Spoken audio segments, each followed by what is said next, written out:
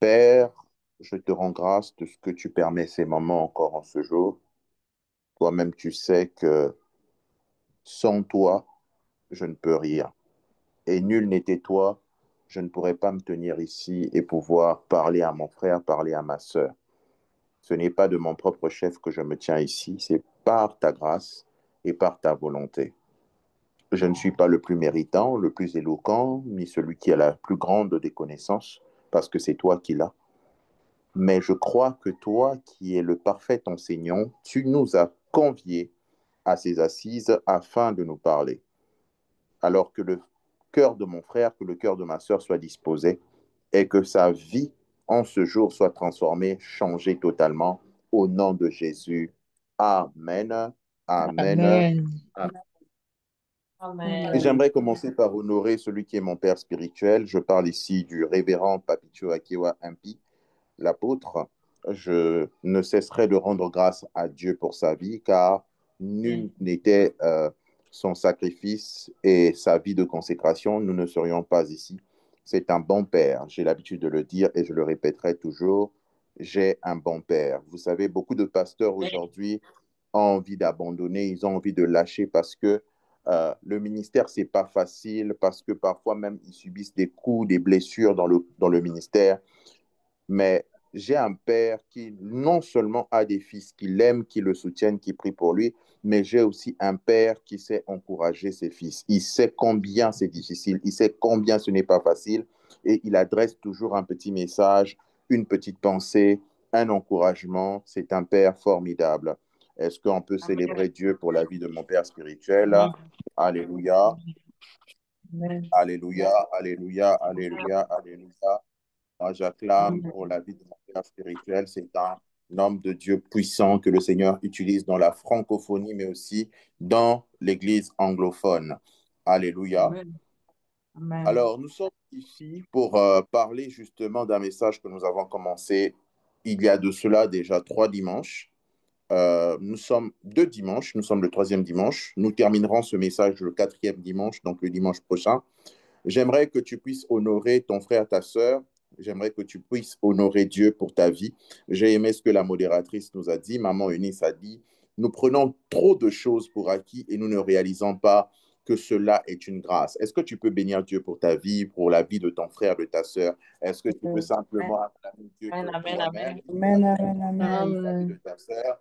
Seigneur, Amen. merci pour la vie de mes Merci, frères et sœurs Seigneur. ici réunis. Merci pour Amen. Seigneur. l'occasion que tu leur donnes de pouvoir se Merci pour tenir la vie de en mes ces frères et lieux. sœurs. La Père, vie de mes sœurs. merci, Que la merci, vie de merci, ta frère, merci, Merci, Seigneur, Seigneur. merci, Seigneur, au Jésus, Dieu de gloire. merci, Dieu de Merci. gloire, merci, merci, Merci, merci, parce Seigneur. qu'ils sont Merci, vivants. Papa. Merci parce qu'ils peuvent respirer. Merci parce qu'ils peuvent manger à leur faim. Merci, Jésus. Merci, merci.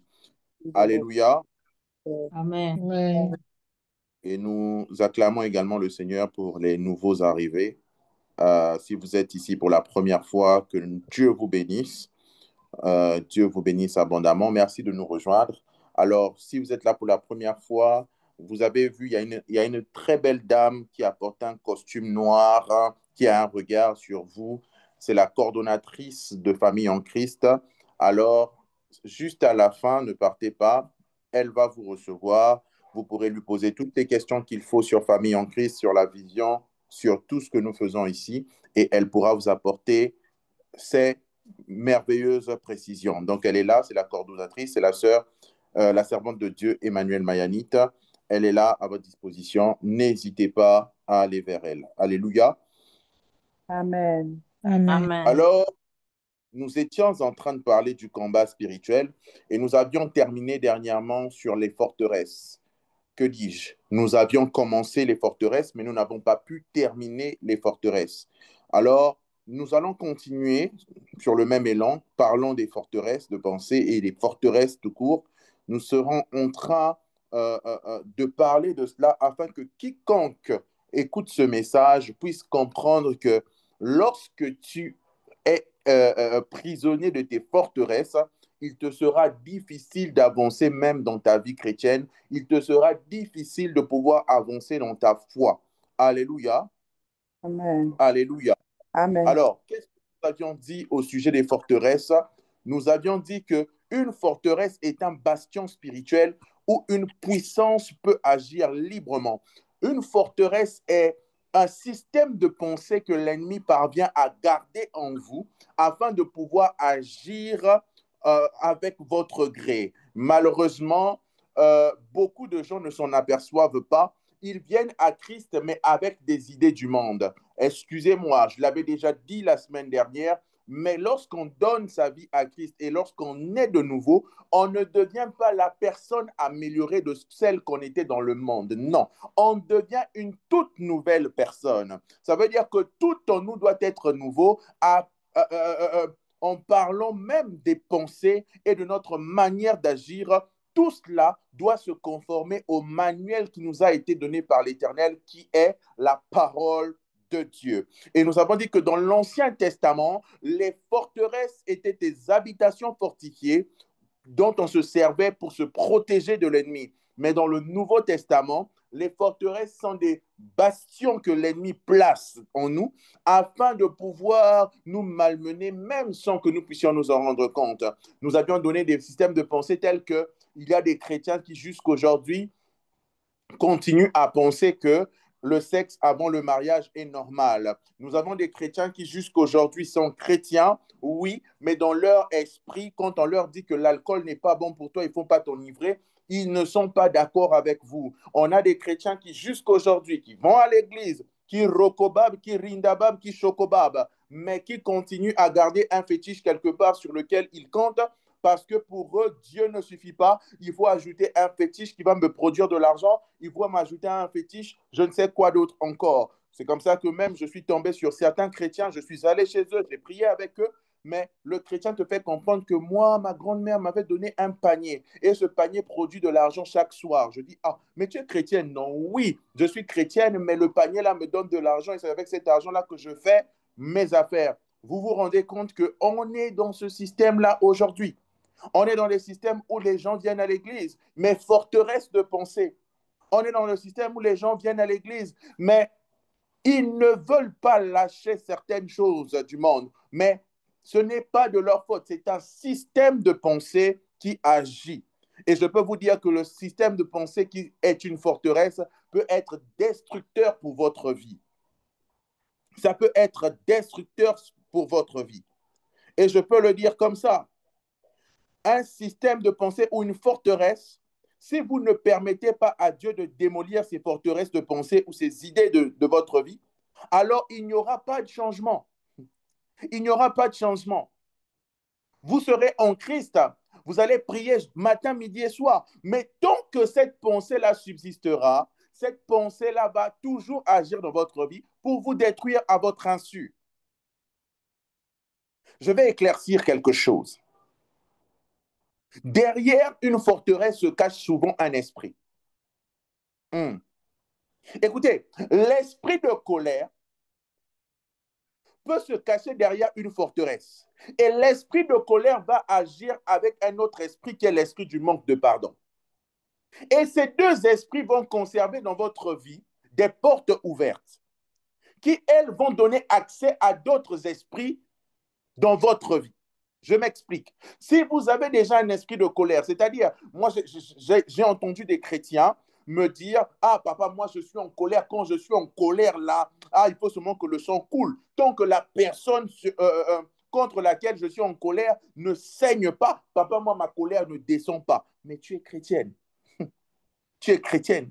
J'ai entendu des chrétiens dire, ah papa, moi la personne là, ce qu'elle m'a fait, ah, mieux vaut mourir que pardonner. Mais tu ne te rends pas compte que c'est une porte que tu gardes ouverte dans ta vie.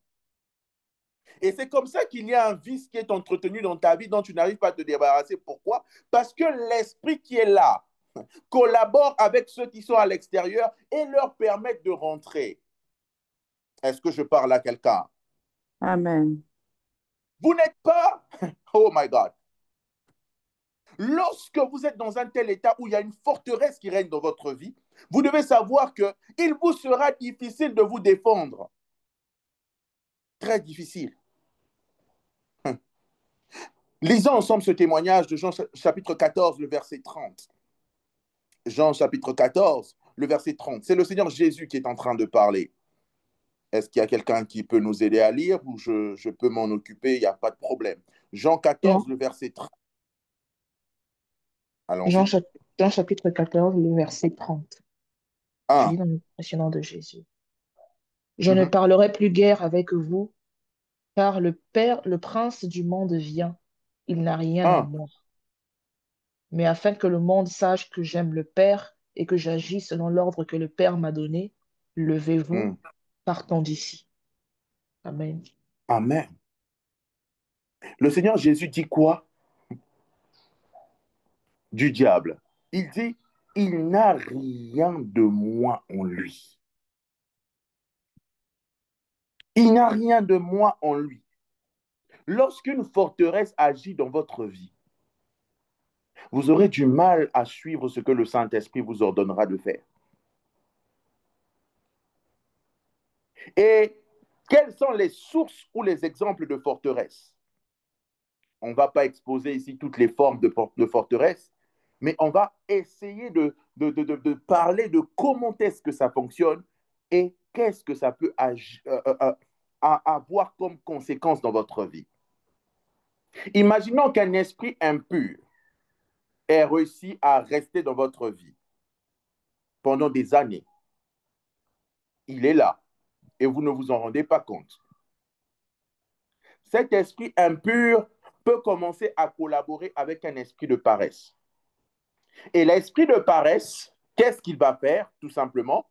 C'est qu'il va créer tout autour de vous tout ce qui va vous maintenir dans un état de paresse. À savoir, premièrement, il va permettre à ce que la distraction soit très forte dans votre vie.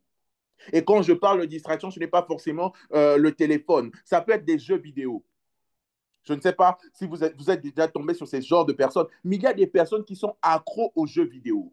Il peut hiberner, c'est-à-dire ne pas dormir pendant des jours parce qu'il veut finir une partie de jeu vidéo. Il s'en fout même de partir à l'école ou pas, il s'en fout d'aller même au travail ou pas. Mais tant qu'il est sur son jeu vidéo, il est là. Forteresse de pensée. Il y a une autre forteresse de pensée, c'est avec la musique. Je ne cesserai jamais de le dire. Écoutez-moi, au-delà des belles mélodies, la musique est d'abord spirituelle.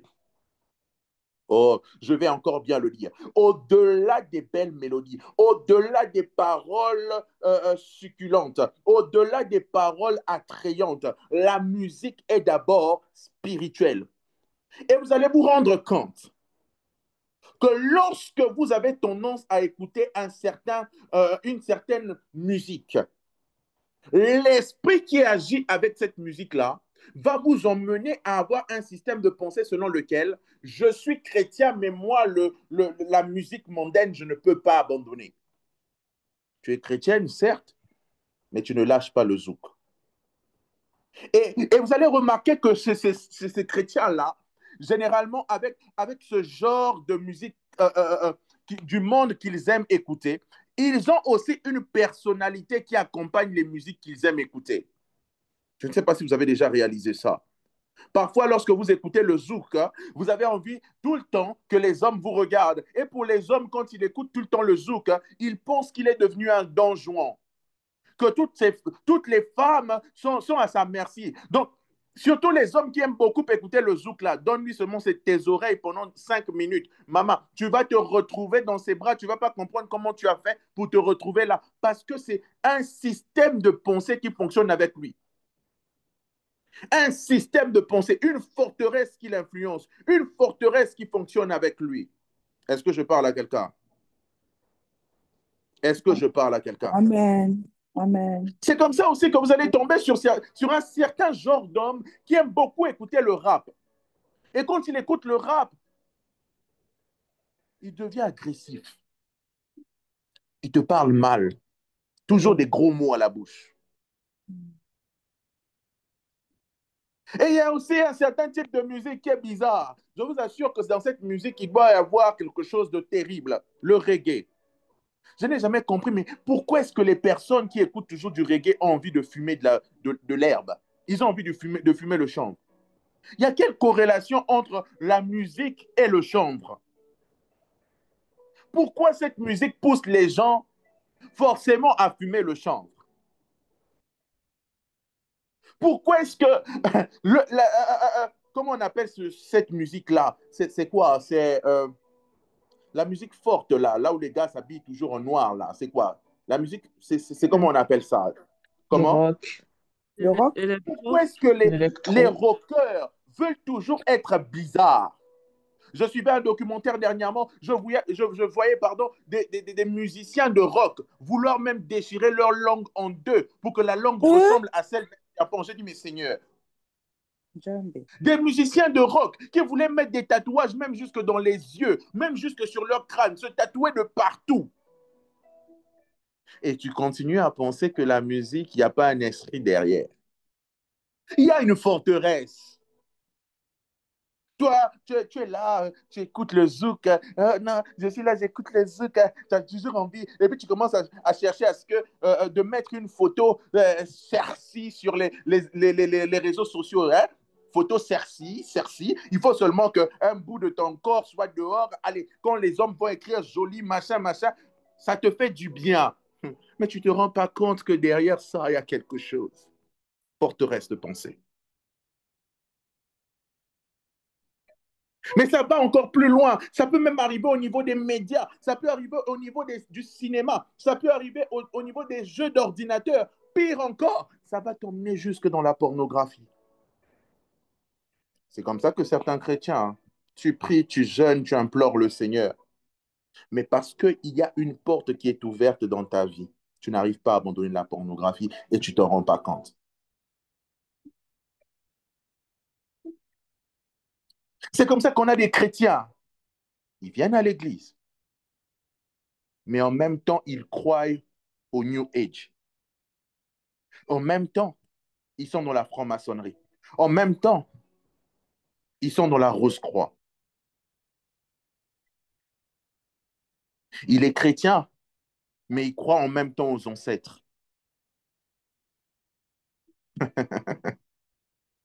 Il croit en même temps aux ancêtres. C'est comme ça qu'on a des chrétiens.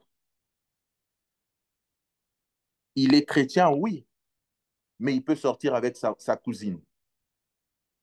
Et pour lui, ça ne lui cause aucun problème. L'inceste chez eux, c'est normal. Écoutez-moi, lorsqu'une forteresse règne dans votre vie, laissez-moi vous dire que cette forteresse va faire de vous un agent de pollution générationnelle. Ça veut dire que le système de pensée, vous allez l'inculquer même à vos enfants. N'est-ce pas on a des familles dans lesquelles on trouve normal de faire certaines choses? Un jour, en blaguant, ma mère m'a dit, mais c'est entre parenthèses, euh, ma mère me disait, mais tu sais, si vraiment, hein, dehors, tu ne vois pas des femmes qui te correspondent, tu sais, tu as de belles cousines. J'ai regardé ma mère, j'ai dit, hey, cousine, hey, maman, hey, hey, hey. Cousine, comment ça? J'ai dit, non, non, non, non. Cette pensée ne doit même pas traverser mon esprit. Mais il y a des familles aujourd'hui chrétiennes dans lesquelles on vous dit, tu peux te marier avec ton cousin, ce n'est pas un problème. Forteresse de pensée. Il y a des familles aujourd'hui dans lesquelles on te dit, ah, mais toi, tu vas te marier avec cet homme-là. Est-ce que tu l'as déjà goûté? Est-ce que tu as déjà su s'il peut procréer, il peut te donner un enfant? Fais d'abord un enfant avec lui. Et toi aussi, tu es là, oui, oui, maman, tu as raison, je vais faire. Tu es chrétienne. Cette forteresse de pensée, c'est un esprit. Il agit dans toute la famille. Il agit dans toute la famille. Et si vous voulez comprendre la forteresse de pensée qui agit dans votre famille, analysez votre famille. Regardez ensemble l'histoire de deux familles américaines. La première famille, c'est la famille de Max Jukes. Max Jukes était un athée. Il était marié à une impie. Il a eu 560 descendants. Mais regardez ce qui se passe. Dans les 560 descendants qu'il a eus, 310 descendants sont morts dans la pauvreté. 150 ont été des criminels. 7 ont été des assassins. 100 ont été des ivrognes de renom. Quand on dit ivrogne de renom, toi-même comprends. Ivrogne de renom, ça veut dire que le gars pouvait te brosser les dents avec une... comment on appelle la bière là? Donnez-moi une bière. Gok, Primus, spéciale, je ne sais pas. Vous appelez encore quoi? On dit sans Guinness. ivrogne de renom. Hein? Quelle bière? Guinness, papa. La Guinness. Donc, sans ivrogne de renom dans ta famille. Serena, tu t'assois comme ça là. Tu as un neveu qui arrive à la maison. Tata, il n'y a pas wano pour moi là. Tu as un oncle qui arrive aussi. Oh, ma nièce, ma fille, il faut m'acheter la daméjane d'une samba, on est là, si on va boire. Tu as encore un autre qui arrive. Oh, notre sœur, achète-nous le vin, c'est dimanche. Et c'est toi, ça devient la réunion des cuveurs. J'ai envie de dire à quelqu'un, dis à ton frère, chez vous, c'est quoi? Chez vous, c'est quoi? Il y a quelle forteresse de pensée? Chez vous, c'est quoi? Commence à réfléchir, chez vous, c'est quoi? Chez vous, c'est quoi?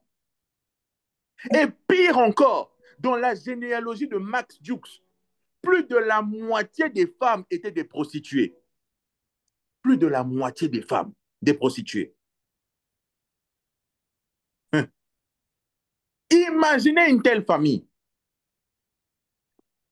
Voilà pourquoi j'ai tendance toujours à dire à ceux que je coach, papa, tu veux aller te marier chez quelqu'un, prends le soin d'abord d'analyser la famille là. Je vais dans quelle famille? C'est quel lien d'âme que je vais aller couper là-bas? C'est quel problème que je vais rencontrer là-bas? Maman, toi aussi quand tu vas chez le frère, hein, pose les questions. Frère, je vais d'abord voir ta maman, hein, tes frères et sœurs. Je dois d'abord voir. C'est qui ton frère? C'est qui ta sœur? Ah, il est comment? Pourquoi? Parce que imaginons que tu rentres dans une famille où tu ne connais pas.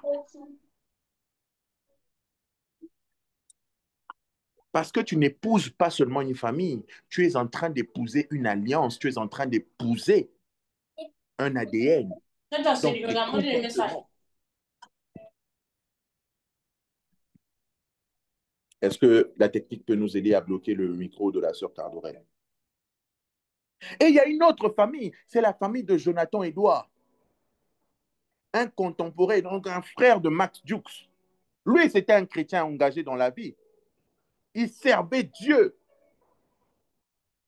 Lui, il a eu plus de 1354 descendants dans sa lignée. Mais regardez sa lignée. Il a eu 295 qui étaient des diplômés d'université, parmi lesquels 13 ont été des directeurs, 65 étaient des professeurs, 3 étaient des sénateurs des États-Unis, 3 autres étaient gouverneurs d'État.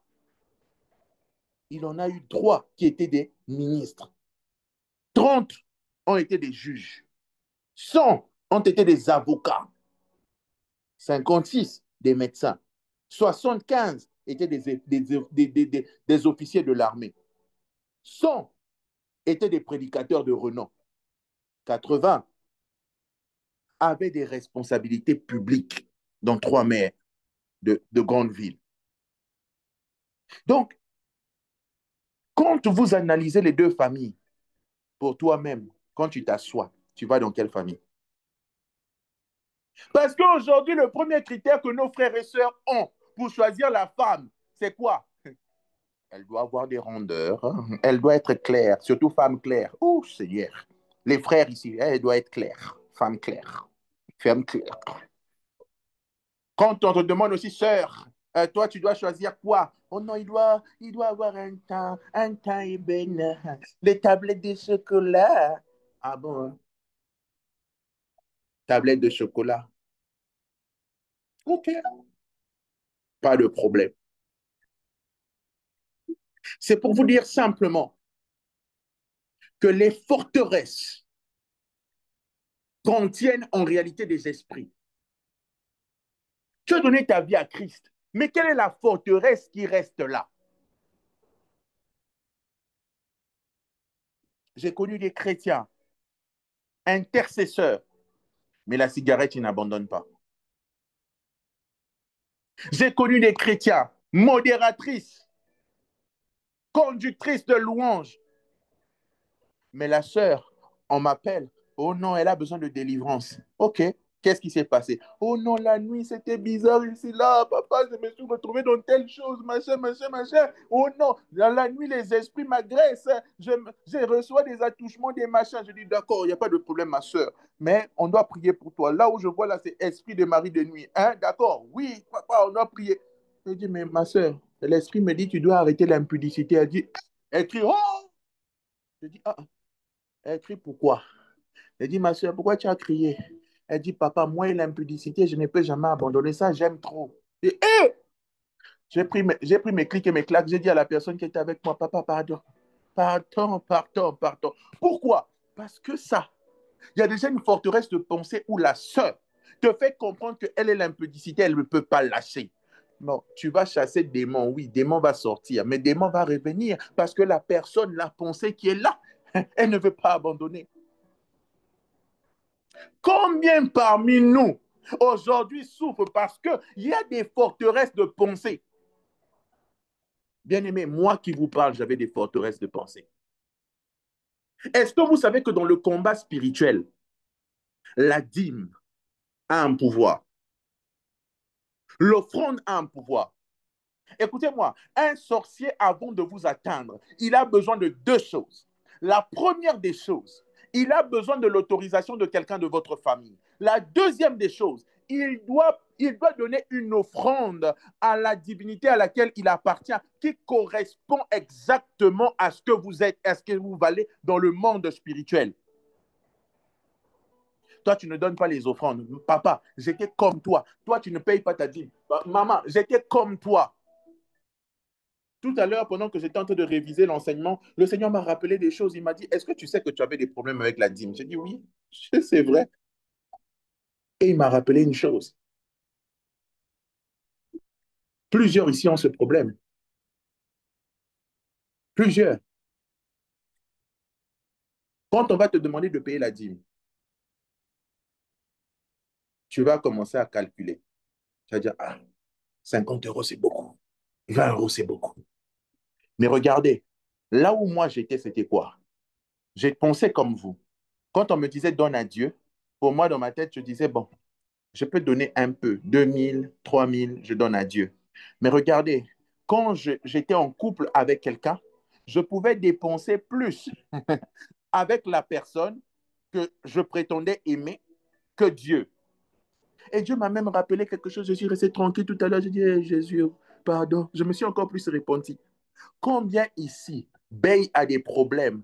Tu es capable de vider ton compte en banque pour aller donner à Bey. Même si c'est 1000 euros, tu vas le faire. Parfois même, tu donnes même ta carte bancaire à Bey. Bien-aimé, moi, je payais la maison de quelqu'un. Mais quand j'arrivais à l'église, oh non, donnez les dîmes. Ma soeur, je donnais 20 dirhams. 20 dirhams, c'est quoi? 1500. Non, 1200, 1300. Et je me trouvais normal. Jusqu'au jour où le Seigneur m'a dit, mais mon frère, tu dis que tu m'aimes. Ça, c'est quelle façon de m'aimer? Une femme que tu dis que tu es prêt à dépenser des centaines de mille pour payer sa maison. Et moi, ton Dieu, tu me donnes quoi? 1300. Et c'est là que le Seigneur a commencé à m'enseigner. La dîme fait quoi? Pourquoi la dîme? Écoutez, beaucoup ici ont ce problème. Quelqu'un même me partageait dernièrement, elle est arrivée à l'église avec une de ses sœurs. Elle dit, elle a sorti l'équivalent de 12 000 francs CFA. Elle donnait son offrande. La personne qui était avec elle a dit, tout ça, tu vas donner tout ça à l'église. Elle a regardé la personne et a fait, oh, comment ça je vais donner tout ça à l'église? Mais beaucoup ici ont ce système de pensée. Pour Bey, tu peux dépenser beaucoup. Pour Dieu, tu peux dépenser moins. Tu ne te rends pas compte, mais c'est un système de pensée. C'est une forteresse. Dieu mérite 2000, Bey mérite 200 000. Mais le même Bey que tu dis qu'il mérite 200 000, c'est le même Bey qui va te tromper avec Célestina, avec Rebecca, avec Georgette. Mais le Dieu qui te garde tous les jours, le Dieu qui prend soin de toi tous les jours, le Dieu qui combat même dans des combats invisibles que tu ne vois pas, toi, lui, tu lui donnes combien? 1300.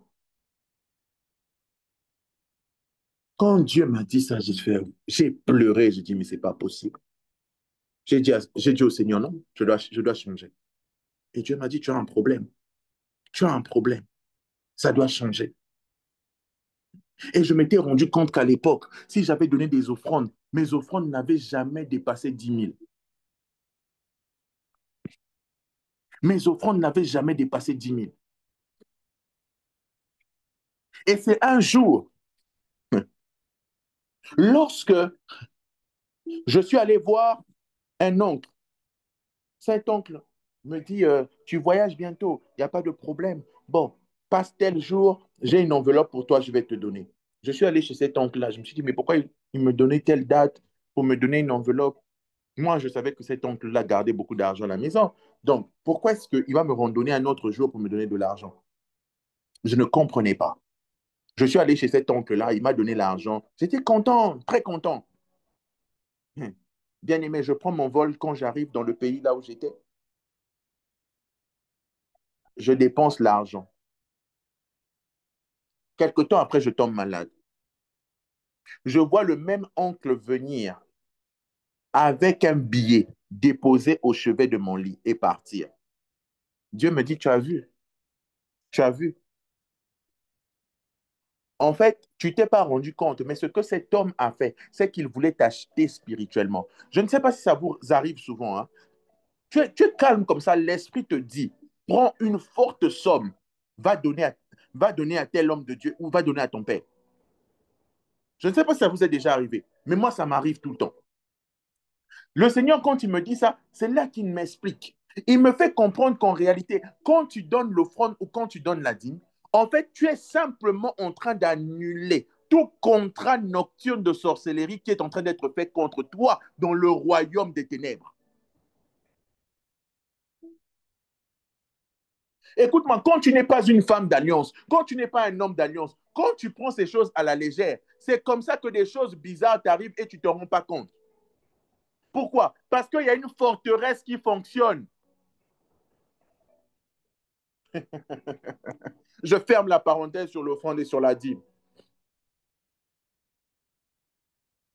Comment détruire les forteresses? Comment détruire les forteresses?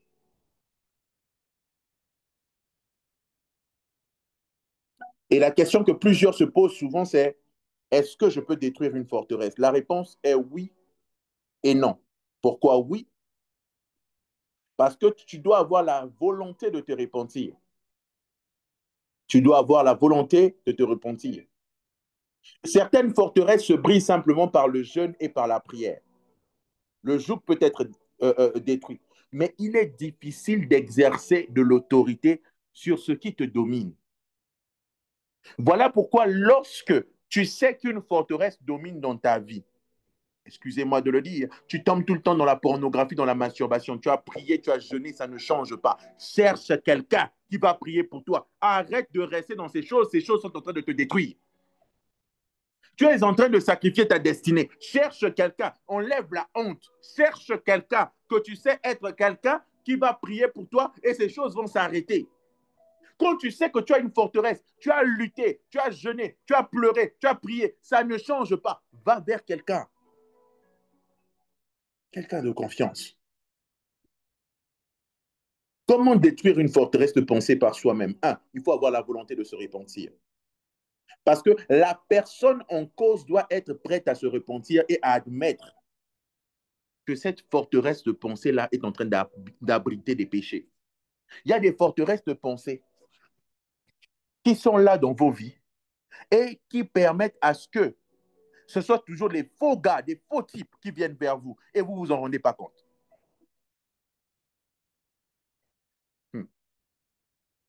Tu dois te repentir tout en acceptant que moi, ma façon de réfléchir là, si je continue comme ça va continuer à faire rentrer les démons dans ma vie.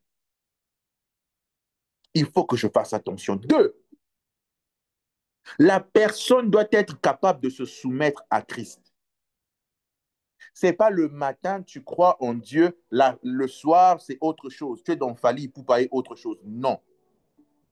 Tu te soumets totalement à la parole de Dieu. Tu te soumets totalement. Parce que, écoute-moi très bien. Si tu crois en Dieu le matin, mais que le soir, tu fais autre chose, tu es toi-même en train d'inviter les agents des ténèbres à venir nuire à ta vie. Et ne t'étonne pas que ta vie ne change pas et que tu n'arrives pas à investir dans ta vie de foi. Parce que lorsque tu n'es pas totalement soumise à la parole de Dieu, il faut savoir qu'il y a des brèches, il y a des portes ouvertes. Attendez, tout à l'heure, on va parler en tant que chrétien, est-ce qu'on peut avoir des démons ou pas? Vous allez vous rendre compte que oui, on peut avoir. Et je peux même encore vous dire quelque chose d'encore plus choquant. Tu peux avoir donné ta vie à Christ, mais il y a un démon qui est resté caché depuis ton ancienne vie jusqu'à présent. Pourquoi? Tu n'es jamais passé à la délivrance. Tu as donné ta vie à Jésus. Tu es passé par le baptême. La délivrance, tu n'es jamais passé. Non seulement la délivrance, tu n'es jamais passé. Attendez, vous allez comprendre ça tout à l'heure. Seulement maintenant. Là. La troisième des choses qui te permet de détruire les forteresses, le pardon est indispensable. Le pardon est indispensable. Le pardon, je répète encore, le pardon est indispensable. Amen.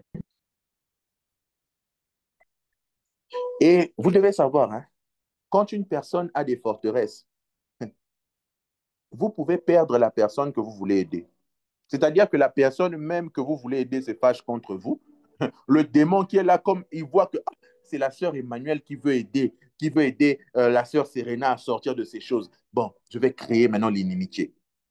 Et c'est comme ça que la sœur Emmanuel vient, oh non, la sœur Serena, il faut changer, machin, la chose que tu fais là, c'est pas bon.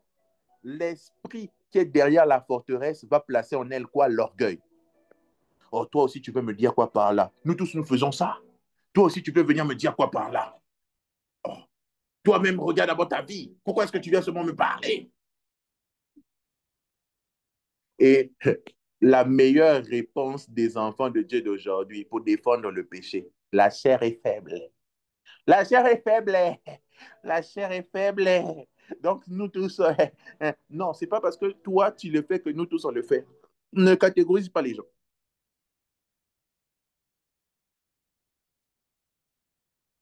La forteresse peut créer en vous de l'orgueil. Ah, nous les pasteurs, on a des problèmes. Je partageais ça même à une de mes filles le samedi. J'ai dit, ah, tu sais, parfois Dieu te dit de parler à quelqu'un sur un problème qu'elle a. Mais ça passe ou ça casse. Pourquoi?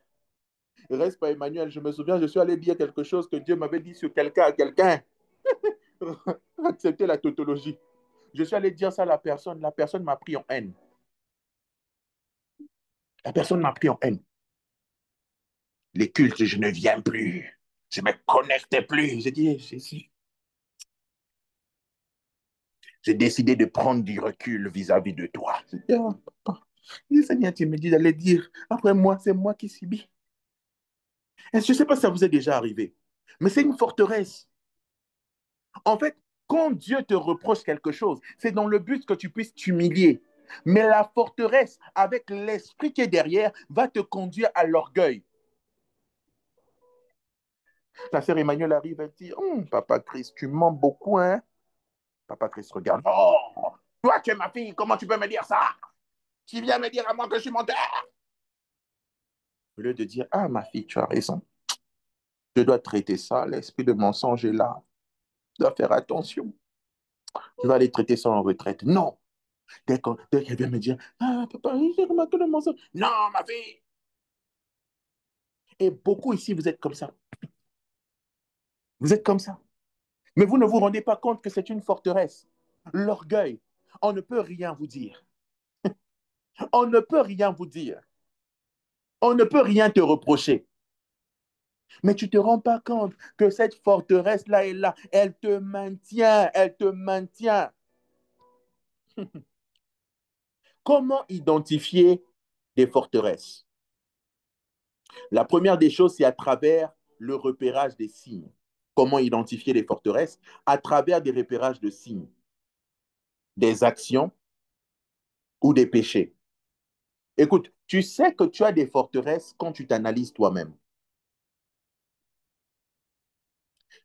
Il vous est déjà arrivé à un moment, vous restez calme, vous vous observez vous-même, vous vous demandez, mais j'ai quel problème? Est-ce que j'accepte des reproches?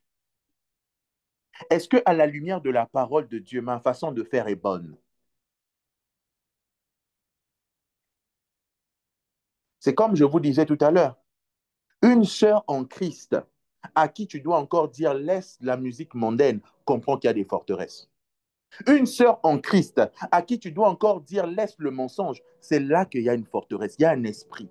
Une sœur en Christ à qui tu dois encore dire maman, fais attention à la colère, il y a une forteresse. Un frère en Christ à qui tu dois dire ah mon frère, il faut arrêter l'impudicité, il y a une forteresse. Il y a une forteresse. J'ai dit les frères, non? Il y a une forteresse. Il y a des signes. Quelqu'un qui est là, oui, je suis chrétien, mais moi, il est nzélé. Je ne peux pas lâcher. Mon frère, ma soeur, comprends seulement que ton monsieur là, il a des forteresses. Il y a des esprits. Lui, il est nzélé, il ne lâche pas. Je ne peux pas lâcher. L'nzélé, je ne peux pas lâcher. Forteresse. Je suis chrétien. Ah, oui, mais tu sais, de temps en temps, même si on est chrétien, on doit aller s'amuser. Hein. Moi, boîte, chicha, ça fait toujours du bien. Forteresse. Forteresse. Boîte, chicha. Mais tu es censé avoir tourné le dos au monde. Mais quel est l'esprit qui te conduit seulement à cela? Je ne sais pas si ça vous est déjà arrivé. Vous êtes calme à la maison. Pendant que vous êtes calme à la maison en train de réfléchir, c'est une ancienne musique de Fali qui revient de vos oreilles. Et après, au bout d'un moment, toi-même, tu commences à fredonner ça encore. Là, là, là, là, là. Après, tu t'arrêtes, tu dis, ça vient d'où? Vraiment, vraiment. Oui, oui. Ça vous est déjà arrivé, hein? Oui, oui.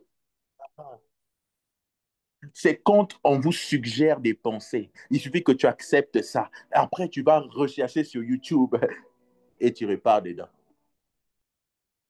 En fait, il cherche une brèche pour entrer. Forteresse. Une forteresse de pensée. On peut identifier des forteresses à travers les dons spirituels. Si tu as le don de prophétie, le don de parole de connaissance, Dieu peut te dire, telle personne a tel problème. Et quand tu dis à la personne, comme je vous ai dit, l'esprit qui est derrière les forteresses aime créer l'orgueil. Il faut trouver maintenant la sagesse et l'intelligence de pouvoir faire passer le message. La troisième manière de discerner, d'identifier les forteresses de pensée, c'est par le discernement des esprits. Le discernement des esprits. Acte chapitre 16, versets 16 à 18. Acte chapitre 16, versets 16 à 18.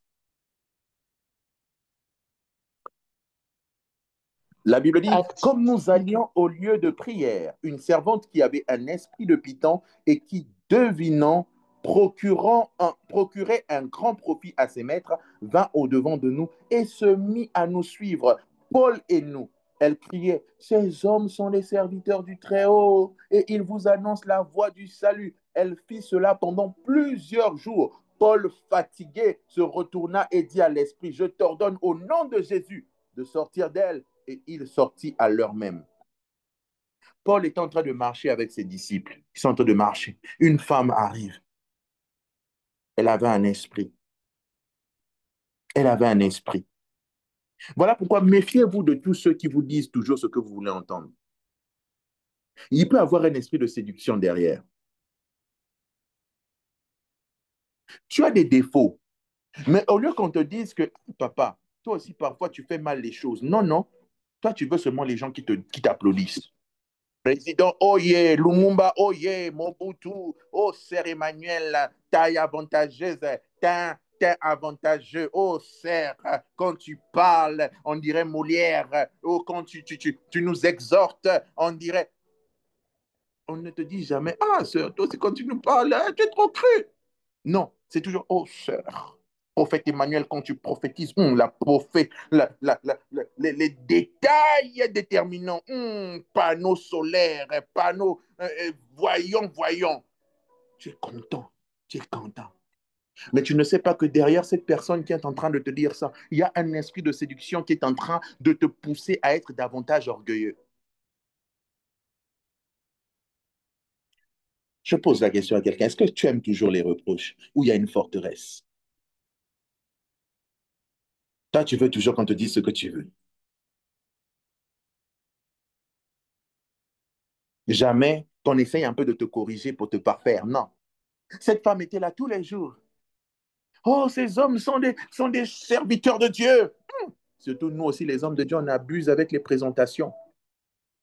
Oh, voici le prédicateur de ce jour, c'est un homme oint. Ce n'est pas un homme qui est oint, mais c'est loin qui est en lui.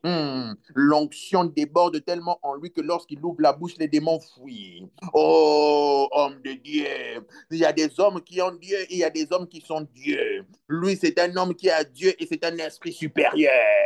Oh, je vous présente le prophète, l'apôtre. Et toi aussi, ta tête est en train de gonfler. Paul subissait ça tous les jours. La femme était là. Oh, Paul, le grand apôtre, l'apôtre des gentils, maître, l'homme qui a la parole, oh, l'homme qui donne les détails, le connaisseur, le sachant. Paul a écouté ça aujourd'hui. Il a écouté ça demain. Il a encore écouté. À un moment, il est resté tranquille, il s'est retourné. Il regarde la fille, il dit, esprit des pitons, esprit des mensonges, dehors. On est dans un monde où il ne faut pas avoir les yeux fermés. Toi, tu aimes seulement les choses mielleuses. Des choses qui nourrissent ton orgueil, qui nourrissent ton ego.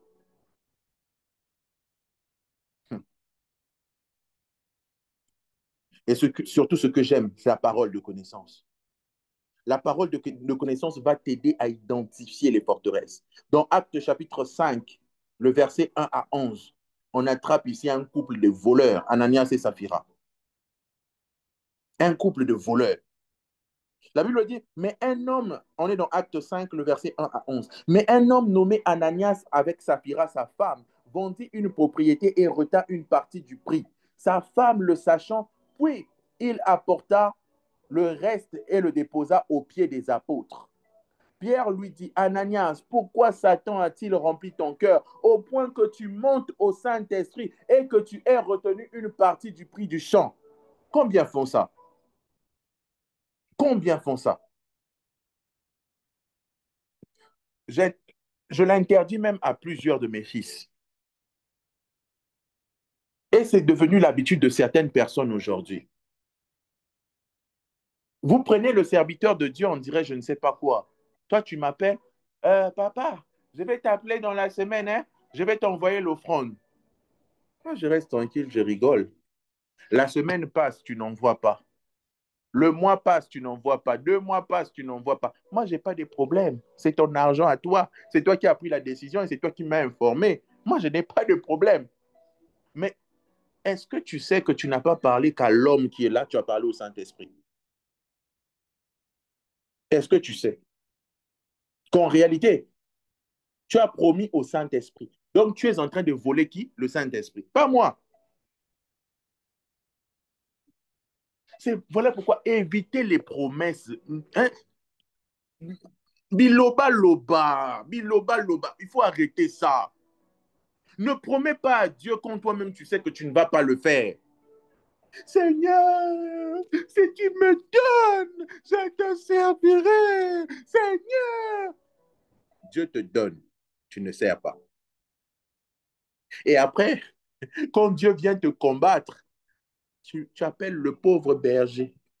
Toi, tu as problème avec mon boss. Tu viens me chercher. Maintenant, moi, je vais faire quoi dans ton affaire? Tu veux que le boss me tue? Toi, tu as des problèmes avec le boss. Tu viens chercher son serviteur. Bon, moi, je vais faire quoi dedans? Tu lui as promis. J'ai aimé l'exhortation de notre sœur Francia le vendredi. Elle dit, nous sommes têtus. Et c'est une vérité. Beaucoup sont têtus. Et beaucoup prennent Dieu pour leur pote du quartier.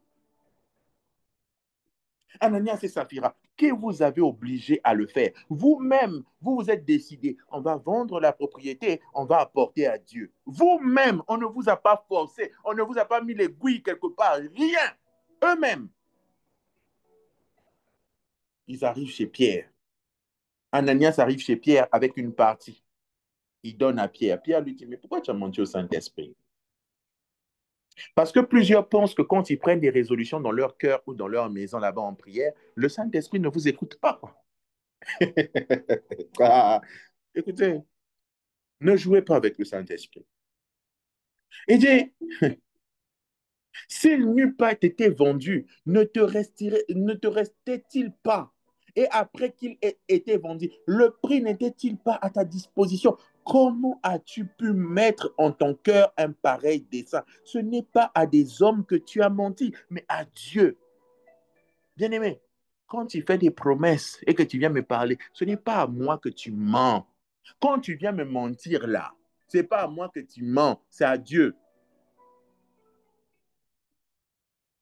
Forteresse. Forteresse. Et là, le verset 5 dit, Ananias, entendant ces paroles, tomba et expira. Une grande crainte saisit tous les auditeurs. Les jeunes gens s'étaient levés, l'enveloppèrent et l'emportèrent et l'ensevelirent. Il est mort dans la bêtise, dans sa propre bêtise. Sa femme aussi est venue. Non, c'était une femme fidèle. Ah, Saphira était une femme fidèle. De la même manière que son mari était menteur et voleur, la femme aussi était menteuse et voleuse. Voilà pourquoi choisissez bien vos maris. Hein? Parce que si ton mari est menteur et voleur, ça veut dire que toi aussi, tu vas l'aider à mentir et à voler. Bon, j'ai fermé la parenthèse. Bientôt, on va m'en vouloir ici. Vous êtes fâchés? Est-ce que vous êtes fâchés? Non, c'est seulement la vérité. Là où tu es lié, là où tu es lié, ne joue pas avec. Là où tu sais que la manière de penser là, c'est pas normal, je suis lié, ne joue pas avec. Dans Matthieu chapitre 12, le verset 28 à 29, la Bible dit, Jésus dit, mais si c'est l'Esprit de Dieu que moi, je chasse les démons, le royaume de Dieu est donc parvenu jusqu'à vous. Ou comment quelqu'un peut-il entrer dans la maison d'un homme fort et piller ses biens sans avoir auparavant lié cet homme fort? Alors seulement il pillera sa maison. L'homme fort dont il est question ici, c'est qui? Hein? Quelqu'un peut-il rentrer chez vous, vous voler en votre présence sans vous lier? Le diable agit avec des forteresses pour te lier. En fait, tu ne comprends pas. Tu as un certain âge. Normalement, il y a des choses que tu ne devrais plus faire comme un enfant, mais tu veux toujours faire des choses comme un enfant. Forteresse. Le diable t'a lié. Le diable t'a lié. Le diable t'a lié. Mais je prie avec le Saint-Esprit que toute personne liée en ce lieu, que ce soit un lien familial, générationnel ou que sais-je encore, que ce soit un lien que tu as contrasté par une erreur humaine que tu as posée, je prie avec le Saint-Esprit que l'Esprit de Dieu te délivre maintenant au nom de Jésus. Et je prie par le Amen. feu que cela commence maintenant au Amen. nom de Jésus. Amen. Amen. Tu dois Amen. donner des ordres. Mm. Tu dois donner des ordres. Et bien-aimé, l'histoire dont je vous ai raconté sur l'offrande, moi-même, je suis rentré. J'ai dit, Saint-Esprit, je chasse l'esprit de cupidité. J'ai chassé l'esprit de cupidité. J'ai dit, non, non, non, non, l'esprit de cupidité libère mon cœur. Frère, sœur, surtout qu'il y a des sœurs ici qui ne savent pas louer, elles ne savent pas aimer. Toi, tu aimes le frère. Moindre petit souci. Tu peux sortir facilement 500 euros pour le frère. Quand à l'église, on dit, on a un besoin, il y a un problème, 500 euros. Là, la première pensée qui vient dans ton esprit, pas Christ. Ça devient abusé. Mais le gars là-bas, il n'abuse pas de toi. Surtout qu'il te mélange avec Clémentine et Rosine et Rosine et je ne sais pas qui encore. Hmm. Que Dieu nous aide et que Dieu ait pitié de nous. Que Dieu ait pitié de nous. Mais nous devons comprendre une chose, c'est que nous avons une autorité. Et les démons ne comprennent pas un autre langage si ce n'est le langage de l'autorité. Et j'aimerais dire à quelqu'un que tout pouvoir t'a été donné dans les cieux et sur la terre, de sorte que tout ce que tu peux lier sur la terre sera lié dans les cieux, et tout ce que tu pourras délier sur la terre sera délié dans les cieux. Alors je viens de dire à quelqu'un que le Saint-Esprit qui habite en toi t'a investi d'autorité pour te délier et pour lier. Amen. Vous savez, quand une forteresse fonctionne dans votre vie, la forteresse va généralement vous pousser à dire des paroles négatives sur vous-même. Méfiez-vous de toutes les fois où vous commencez à dire du mal de vous-même. Méfiez-vous des confessions que vous faites avec votre bouche sur certaines situations que vous traversez. Hmm. Oh, je prie avec le Saint-Esprit. De la même manière que les 7 fils de Sheba ont été frappés, ont été déshabillés, ont été humiliés. Que Dieu frappe et humilie toute personne qui se lève dans les ténèbres afin d'attenter à ta vie, à dater de maintenant. Que toute forteresse qui régnait en toi et qui était manipulée par des sorciers de famille, que ces forteresses tombent aujourd'hui au nom de Jésus. Au nom de Jésus. Amen. Amen. Amen.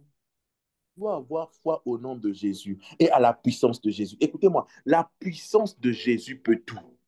Tu as besoin d'argent, la puissance de Jésus peut te donner de l'argent. Tu as besoin que le Seigneur règle tes problèmes, la puissance de Jésus peut régler tes problèmes. Il faut que tu aies foi dans la puissance de Jésus. Il faut que tu aies foi en cette puissance-là, de sorte que tu saches que ce que tu déclares là, tu es en train de bouger le royaume des ténèbres. Quand tu déclares j'envoie le feu, tu dois être consciente que tu es en train d'envoyer le feu dans le royaume des ténèbres et tu es en train de bouger les choses. Amen. Eh, bien-aimé, que ton entêtement ne te fasse pas être manipulé par le royaume des ténèbres. Non, moi, je préfère rester dans cet état. Tu es têtu. OK. Le diable aussi va bien être têtu dans ta vie. Mais je refuse que cela soit ton partage au nom de Jésus. Amen. Je refuse que cela soit ton partage au nom de Jésus. Amen. Écoutez,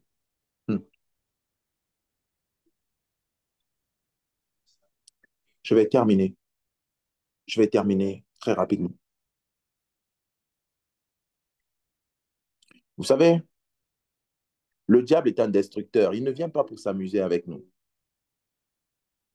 Et dans le combat spirituel, c'est la manipulation qui règne.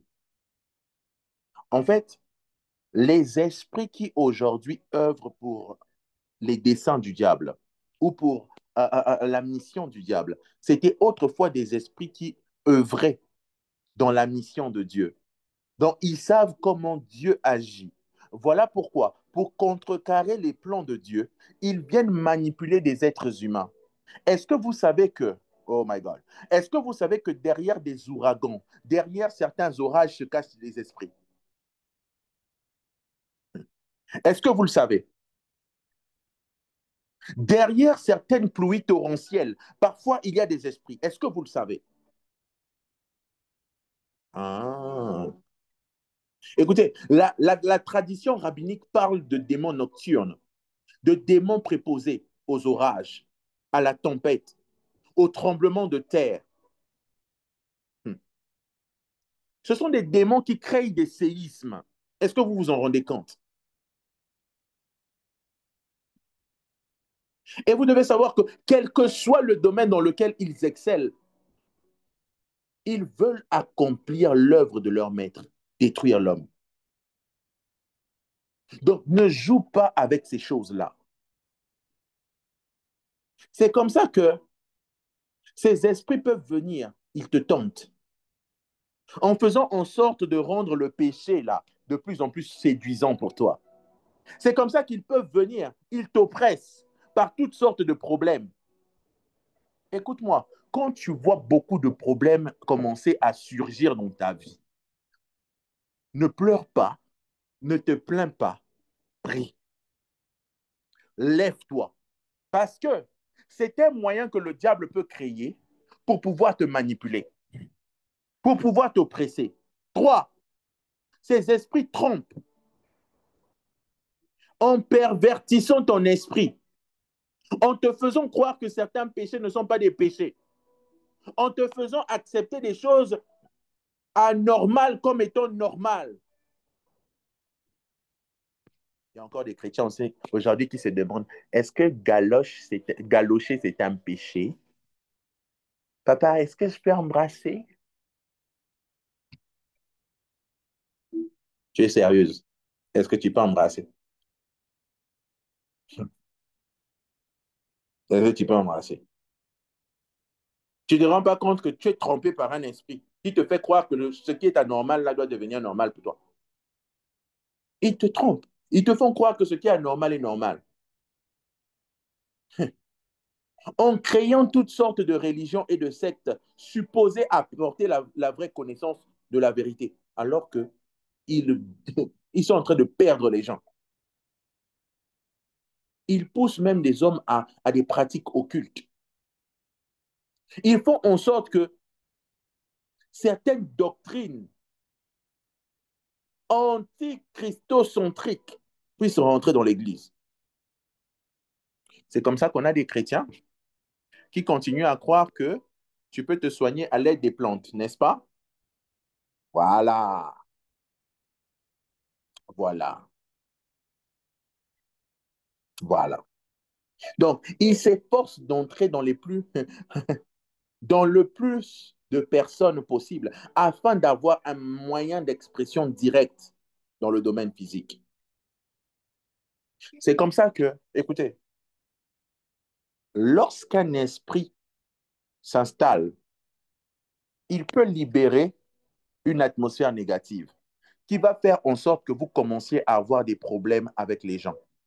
En fait, à l'occasion de rien, cet esprit-là peut même influencer des gens qui vont commencer à inventer toutes sortes d'histoires sur vous pour que vous, votre cœur, puisse commencer à devenir bizarre vis-à-vis des gens.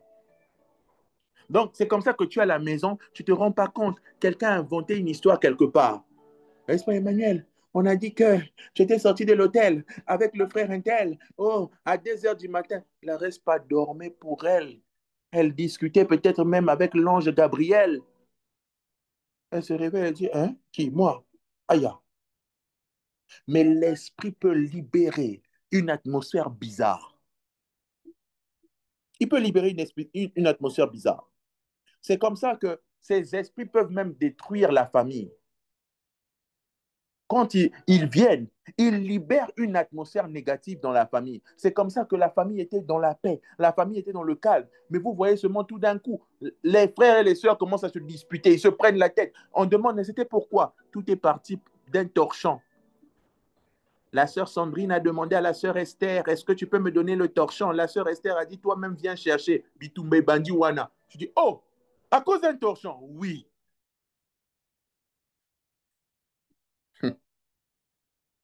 Un torchon.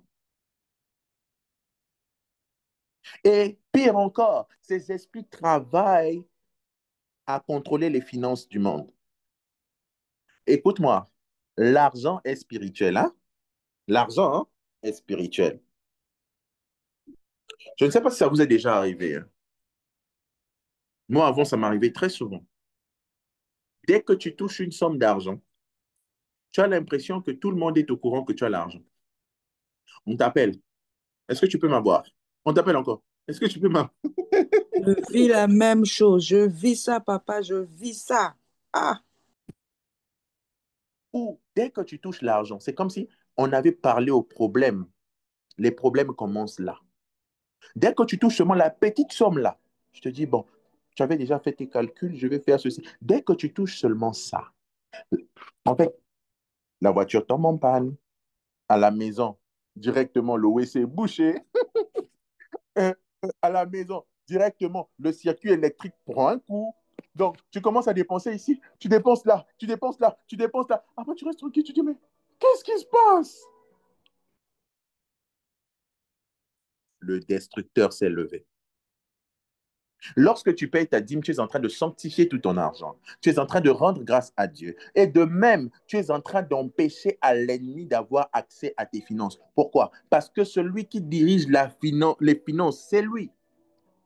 Mais lorsque tu consacres ton argent à Dieu par la dîme, tu es en train de rappeler à Dieu la parole qui dit, l'or et l'argent lui appartiennent. Et comme l'or et l'argent lui appartiennent et que tu rends à celui à qui de droit ce qui appartient à ce maître-là, qu'est-ce qui se passe?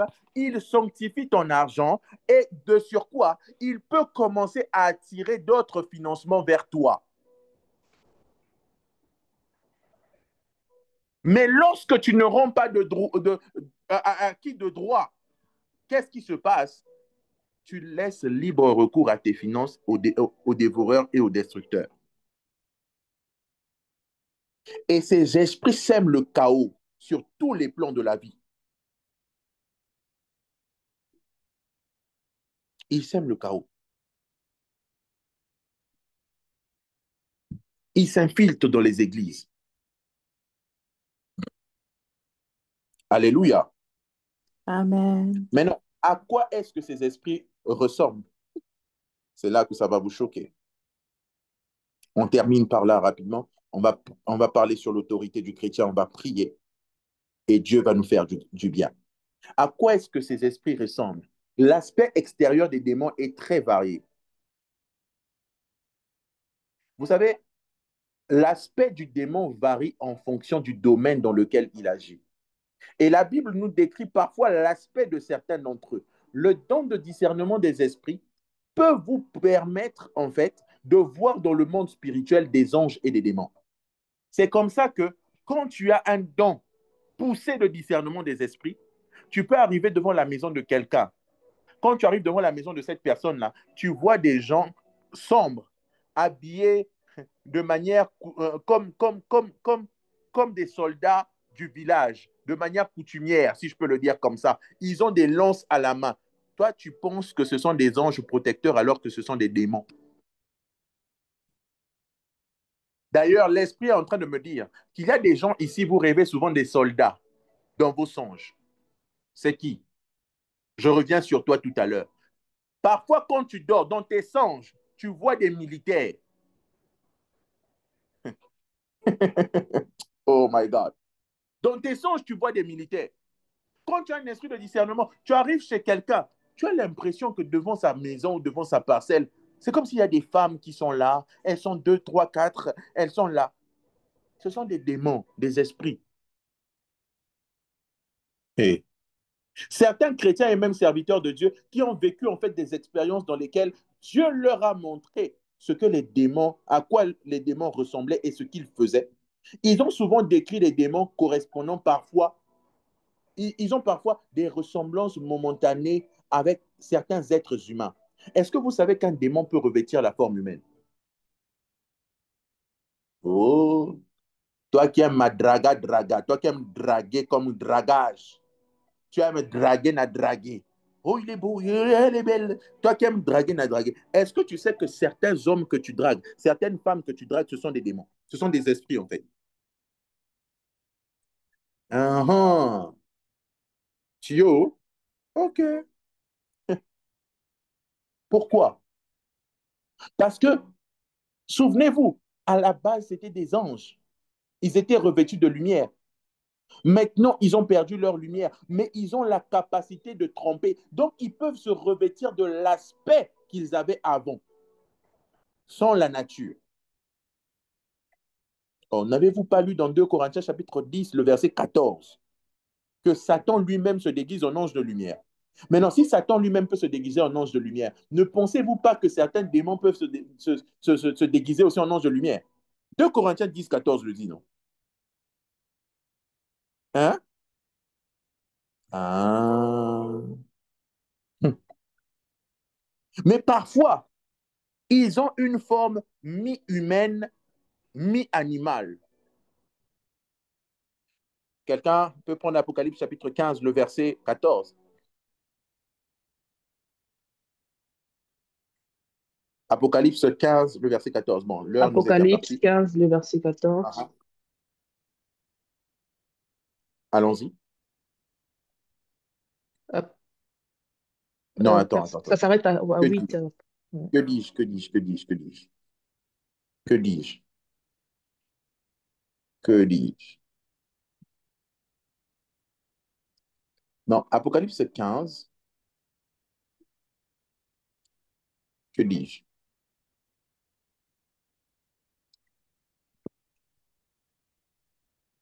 Euh, Attends. Ok, ok. Apocalypse 15, autant pour moi, c'est moi qui ai fait une erreur. Excusez-moi. Apocalypse 15, prends à partir du verset 2. Apocalypse 15, à partir du verset 2.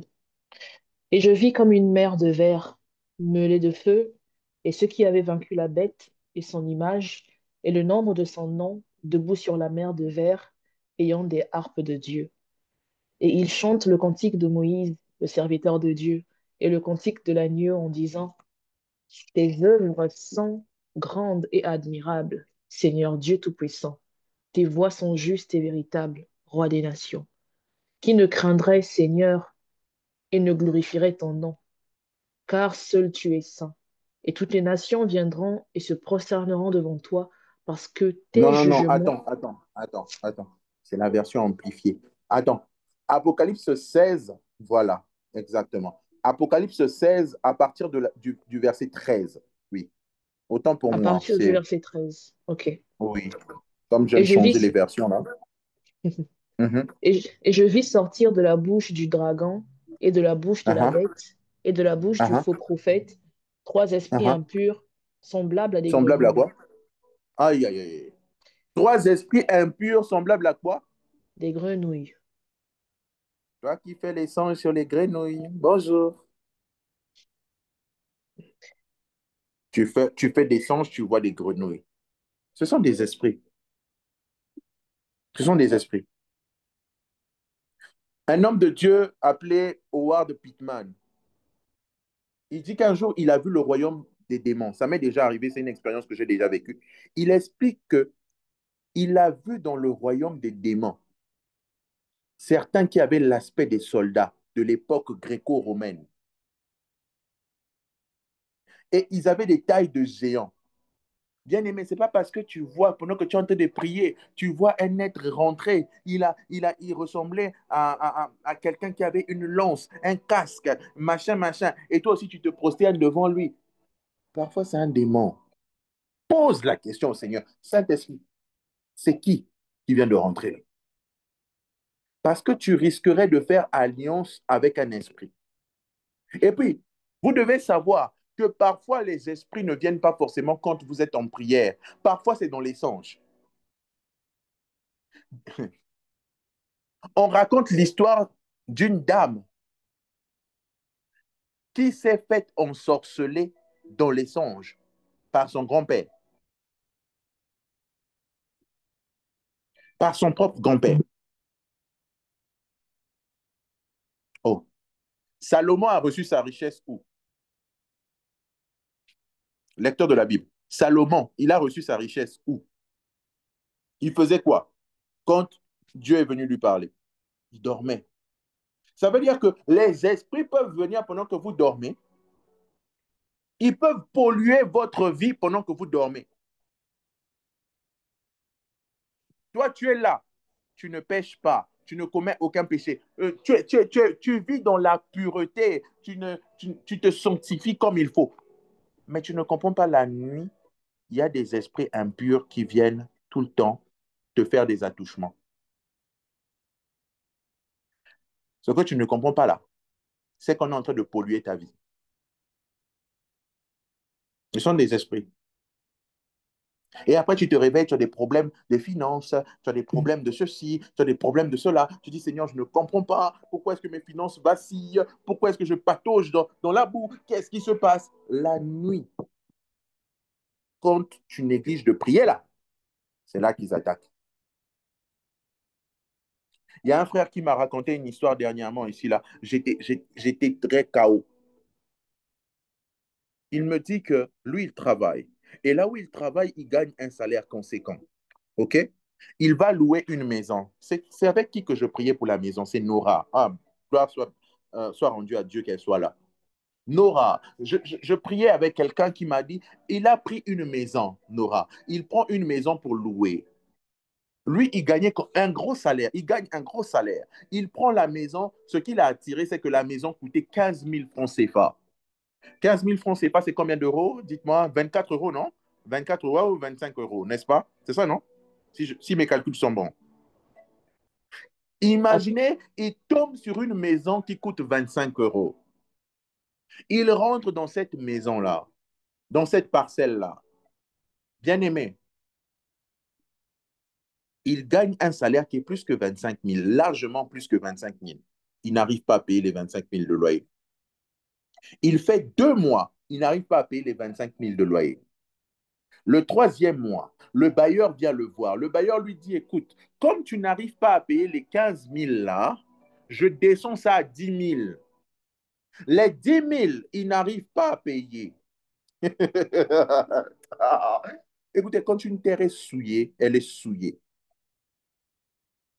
Les 10 000, il n'arrive pas à payer. Le propriétaire revient encore le voir 4 mois après. Le propriétaire lui dit, comme tu n'arrives pas à payer la maison de 10 000, je descends à 7 500. Oh my God. Il dit, berger, je n'ai pas pu payer une maison de 7 500. Jusqu'à ce que le propriétaire est revenu lui dire, écoute-moi, cette maison, je te la laisse même à 1000 francs. Bien aimé, c'est là où il a compris que mon bailleur, c'est un sorcier. Il travaille avec des entités. Il y a des parcelles, quand tu vas seulement là-bas, tu rentres seulement dans cette maison-là.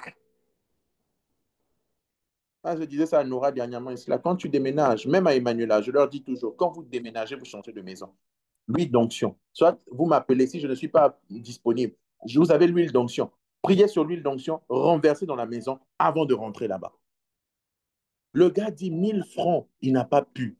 Pire encore, un jour, il tape une crise. C'est le diabète. Il dit, mais moi, je n'ai pas de diabète. Le diabète est venu d'où? Je ne mange pas bêtement, je ne bois pas d'alcool. Le diabète va venir d'où? Le diabète est monté jusqu'à ce qu'il a fait 4 jours dans le coma. C'est après les 4 jours dans le coma, quand il est sorti de là, il allait voir son bailleur. Il dit, tiens, voilà ton argent, mais je sors de ta parcelle. Oh, vous croyez que le monde est normal? Vous croyez que le monde est normal? C'est vous qui croyez que le monde est normal. Il y a des terres compliquées. Il y a des terres compliquées. Howard Pittman dit, il trouve des êtres gréco-romains sur une terre. Est-ce que vous savez qu'il y a des parcelles ici, là, si tu as des yeux ouverts, tu vas voir que la parcelle, là, tu vois que c'est une parcelle où il habite peut-être 2 personnes. Mais en réalité, il y a même 100 personnes qui habitent là. Parce qu'il y a des esprits qui marchent là. Qui marchent là. Et tu rentres dans cette parcelle-là, tes affaires ne vont jamais décoller. Tant que tu ne quittes pas là-bas. Hein? Il dit, il a vu des êtres mi-animaux, mi-hommes. D'autres avaient l'aspect des animaux, des reptiles connus sur cette terre.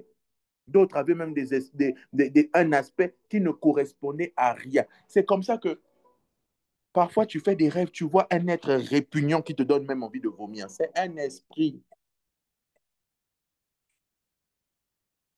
Tu es en train de dormir comme ça, là, toi tu rêves qu'il y a une femme, une sirène, qui a de l'eau sur elle. Elle a même posé, elle a encore renversé même de l'eau sur ton drap. Elle est juste à côté de toi. Toi, tu dors, tu rêves ça. Tu te réveilles aussi. La première des choses à faire, tu ne pries pas, tu commences directement. TikTok.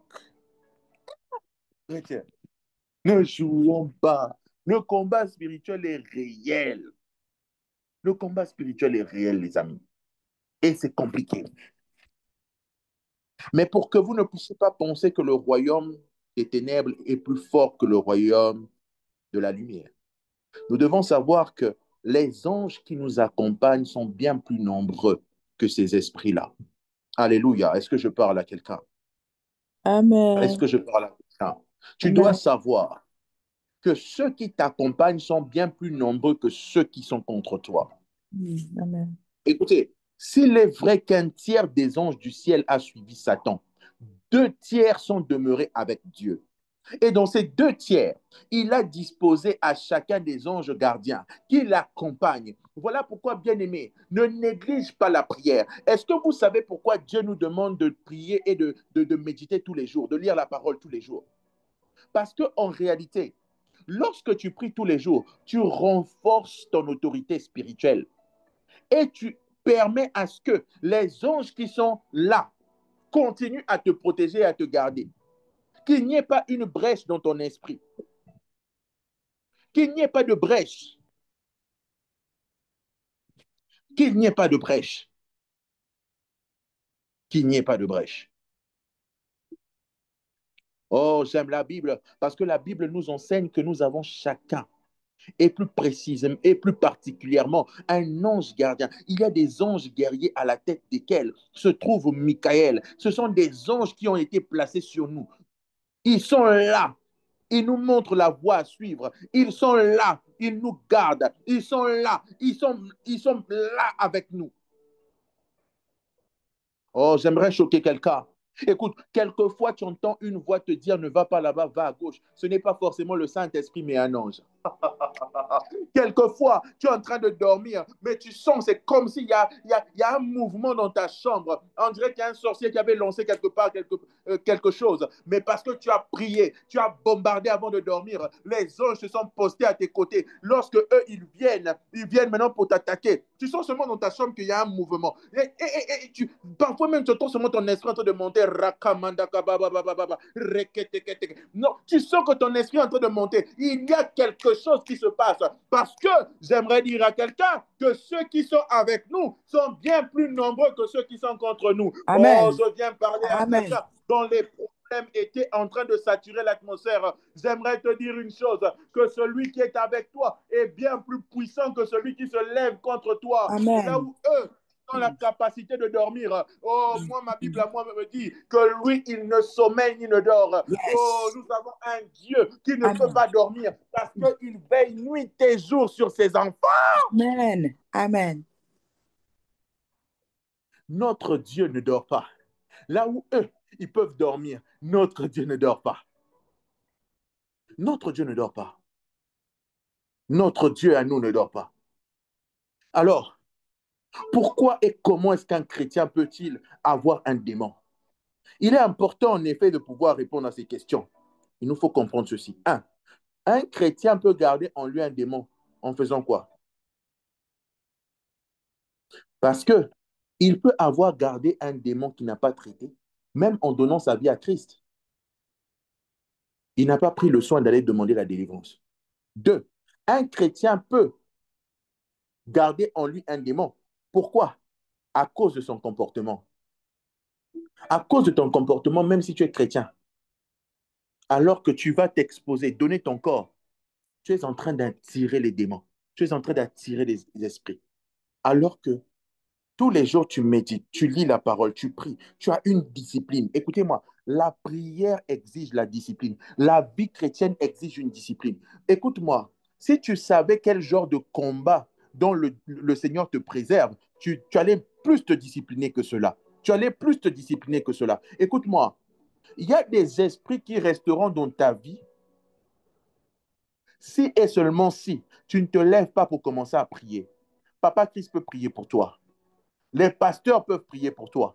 Mais il y a des combats. Si toi-même, tu ne te lèves pas pour lutter contre cette forteresse de pensée-là, parce que cette forteresse de pensée a besoin de la parole pour tomber. Il y a des démons qui ne partent pas seulement au nom de Jésus. Il y a des démons qui partent par la parole. Alors que tu lis la parole, il y a des forteresses qui tombent. Il y a des démons qui tombent rien que par la prière. Est-ce que vous ne vous êtes jamais rendu compte d'une chose? Pendant que vous priez, parfois votre corps s'offre, parfois vous avez des poils qui s'hérissent, parfois vous sentez comme un poids vous quitter. Vous vous demandez, mais qu'est-ce qui s'est passé? Parfois, il y a un esprit qui vient de vous quitter, vous ne vous en rendez pas compte. Parfois, tu es en train de prier. Tu sens, c'est comme s'il y a des sifflements. Tu commences à siffler toi-même. Tu ne sais pas pourquoi tu siffles. Il y a une délivrance. Parfois, tu es en train de prier. Tu pries. Tu commences à tousser. Tu commences à vomir. Tu commences. Dis-toi qu'il y a une délivrance qui s'opère.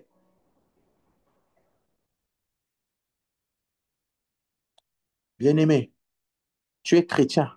Mais l'apôtre Paul nous dit de ne pas donner accès au diable. Ça veut dire que toi-même, par ton comportement, tu peux donner accès au diable à ta vie. Ouais, toi-même. Tu dois te garder. Tu dois te garder. Tu dois te garder. Dans 1 Jean chapitre 5, le verset 18, la Bible nous dit que le chrétien doit se garder lui-même afin que Satan ne puisse pas le toucher. Lorsque tu vis dans la sanctification, le diable ne te touche pas. Le diable ne peut pas te toucher. La Bible nous dit aussi de résister à Satan et il fuira loin de nous. Jacques chapitre 4, le verset 7. 1 Pierre chapitre 5, le verset 9 nous le disent. Tu peux être chrétien, mais si tu n'entretiens pas la vie de Dieu en toi, les ténèbres vont reprendre le dessus. Tu peux être chrétien, tu parles en langue, mais si tu n'entretiens pas la vie de Dieu en toi, sache que tu vas retourner à ce que tu avais vomi. Quelqu'un écrive avec moi, discipline. Oh, j'aimerais que tu l'écrives, discipline. Discipline. Écoutez, nous tous qui sommes là, nous avons envie de ces choses. Nous avons envie de toutes les choses que tu convoites dans le monde, là, nous tous. Les pensées, les machins, nous tous. Nous tous, nous tous, nous tous. Mais quand tu comprends les enjeux, quand tu comprends que tu es celui qui est venu briser une lignée, une malédiction familiale, tu te gardes, même si les combats sont là, tu te gardes parce que tu sais. Écoute-moi, si tu ne bâtis pas ta foi et si tu te contentes à vivre en fonction de ce que tu sens ou de ce que tu ne sens pas, tu n'auras pas de bouclier assez fort pour te protéger des attaques de l'ennemi. Il faut que tu défendes ton terrain nuit et jour. Oh, est-ce que quelqu'un peut m'aider à l'écrire? Je défends mon terrain à partir d'aujourd'hui, nuit et jour. Je défends mon terrain, je défends ma vie, je défends ma famille, je défends mon foyer à partir de maintenant, nuit et jour, nuit et jour, nuit et jour. Est-ce que tu peux l'écrire? Tu commences à défendre tes enfants dans ta maison, nuit et jour, à partir de maintenant. À partir de maintenant. À partir de maintenant, défends ton terrain. Défends ton terrain. Défends ton terrain. Défends ton terrain. Défends ton terrain. Défends ton terrain. Si tu ne défends pas ton terrain, si tu ne défends pas ton terrain, si tu ne défends pas ton terrain. Oh, j'aime ce chant qui dit, je prierai, je prierai, je prierai, oh, je prierai. Si je ne prie pas, Satan s'en prendra à moi. Eh, je prierai, je prierai. Je prierai, oh, je prierai. Si je ne prie pas, Satan s'en prendra à moi. Je prierai, je prierai. Je prierai, oh, je prierai. Car si je ne prie pas, Satan s'en prendra à moi. Rapato kotoko skipalabayana mane. Rasunta ligla ine handus kepelede. Reconte levedi kalai de haskuba ligede. Mandus kapaladigle iste klai de baha. Je prierai, je prierai, je prierai, oh, je prierai. Car si je ne prie pas, Satan s'en prendra à moi. Rabababa shandala bayana mama. Je prierai, je prierai, je prierai, oh, je prierai, car si je ne prie pas, Satan s'en prendra à moi. Rabos Kapaladi. Je prierai, je prierai. Oh, je prierai. Si je ne prie pas, Satan s'en prendra à moi. Baba Shatana Bayana prier, toujours prier, prier jusqu'à ce que tu m'exauces. Je veux prier, toujours prier. Je veux prier jusqu'à ce que tu m'exauces. La première prière que tu vas faire, tu vas mettre ta main droite sur ta tête. J'ai vu des forteresses de pensée. J'ai vu des forteresses de pensée qui dépassaient toutes les femmes, qui régnaient dans les familles. J'ai vu des forteresses de pensée. J'ai vu des familles où il était normal d'accepter le Yakato Fanda. Ça veut dire, viens, on va vivre ensemble même sans mariage. Chez vous, c'est normal. Tu es là, tu le sais. Chez vous, c'est normal d'être dans ce genre de foyer où tu peux aller habiter chez un homme, mais tu n'es pas marié. Mais il est temps ce soir que tu brises cela. Et je peux te dire une chose, que quand tu briseras cela, même tes petites sœurs après toi remporteront le combat sur le mariage. J'ai vu un deuxième combat. J'étais en train de voir des gens qui pouvaient rentrer dans le mariage, mais qui ne restaient pas dans le mariage. Qui ne restaient pas dans les mariages. Et j'ai vu un autre combat. J'ai vu un cordon ombilical qui continuait jusque dans l'eau. Mais dans ce cordon ombilical, il y avait des enfants. Et je pouvais comprendre que le combat de cette famille, cette forteresse qui régnait dans cette famille, c'est que peu importe le nombre d'enfants qu'ils pouvaient avoir, ils devaient toujours avoir la mort ils devaient toujours avoir un mort-né dans leur famille. Il devait toujours avoir un mort-né. Le contrat qu'il y a dans cette famille, c'est que vous puissiez toujours sacrifier des mort-nés. Je ne sais pas à qui ça s'adresse, mais tu es là. Dans ta famille, cousin, cousine, peu importe celui qui peut faire des enfants, peu importe la lignée, il faut toujours qu'il y ait des mort-nés. Et c'est un contrat avec les eaux. Tu vas poser ta main droite sur ta tête. Tu vas déclarer au nom de Jésus-Christ de Nazareth. De même qu'il m'a été donné tout pouvoir. De même qu'il m'a été donné tout pouvoir. De lier toutes choses sur la terre et elles seront liées dans le cieux. De lier toutes choses sur la terre qui seront liées dans les cieux. Et de délier toutes choses sur la terre qui seront déliées dans les cieux. De délier toutes choses sur la terre qui seront déliées dans les cieux. De délier toute forteresse qui existe dans ma famille depuis de nombreuses années. Toute forteresse qui existe dans ma famille depuis bien longtemps. Envoie le feu. Envoie le feu. Envoie le feu. Forteresse d'impudicité. En forteresse de mariage, d'avortement. Une forteresse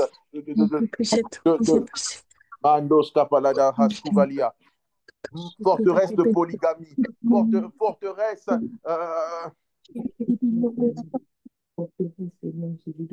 toutes sortes de forteresses maintenant. Par le feu. Envoie le feu. Envoie le feu.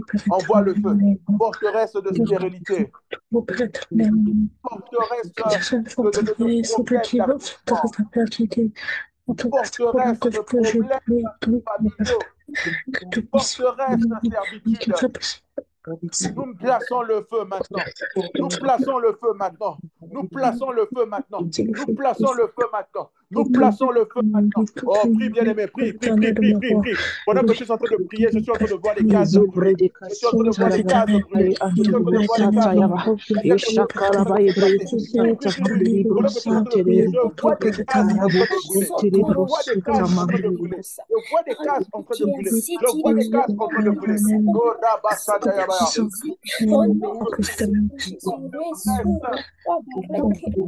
Toutes les forteresses tombent. Toutes les forteresses tombent. Toutes les forteresses tombent. Toutes les forteresses tombent. Toutes les forteresses tombent.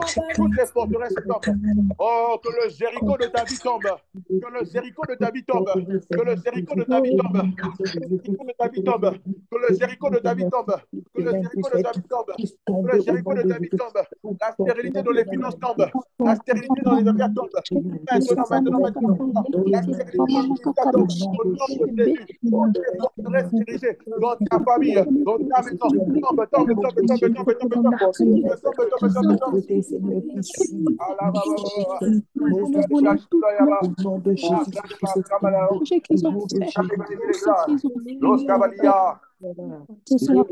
Les forteresses tombent maintenant. Les forteresses tombent maintenant. Les forteresses tombent maintenant. Les forteresses tombent maintenant. Les forteresses tombent maintenant. Le sang de Jésus-Christ de Nazareth. Les forteresses tombent maintenant. Seigneur, je sais que tu as dit en ta parole. En ton nom, nous Au chassons nom les démons. de Jésus.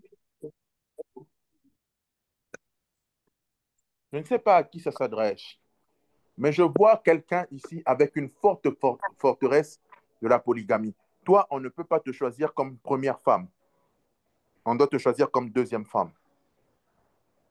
Chez vous, on prend les femmes, oui. À marier, oui.